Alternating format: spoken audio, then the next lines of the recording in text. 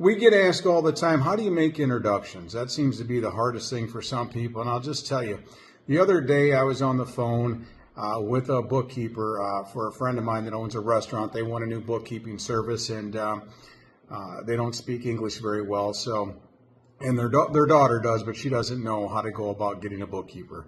She's young, I think 19. So I called some bookkeepers, and I got a hold of one. I vetted her a little bit, and we got to talking, and she says, yeah, she goes, I do. I said, can you set up a sole proprietor for Parkview Cafe?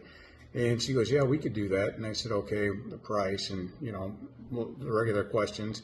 And can we meet sometime? She goes, yeah. I said, what kind of experience do you have bookkeeping? Well, she goes, I have a full-time job as an engineer, but I do bookkeeping on the side for like 5 businesses. I said, well, that'd be a great fit because they're a smaller organization, a restaurant, and they're new, so they're going to need some hand-holding sessions. I said, what type of business does your husband have? Because she mentioned her husband has a business. He has construction. I said, oh, really? I said, does he ever get shirts made for his construction company? And she goes, yeah, he does. He likes a company that does vehicle wraps. They also do screen printing, but he doesn't like them for screen printing because they take too long and the shirts never turn out as he imagined they would turn out. And I said, well, great, here's my number. And I said, I'd love to talk to him. And then she goes, well, where I work, too, they order a lot of stuff.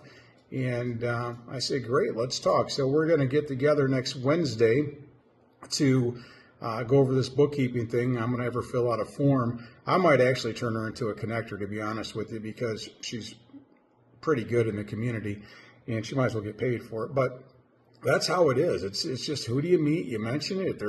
They bite a little bit. You give them a little bit more information. If they don't, it's no biggie. There's nothing serious here. Just get the word out and get some practice, and you're going to make some mistakes. And a lot of times the first ones that you do are going to be your best ones and even your biggest clients possibly. So anyway, there you go. Thank you.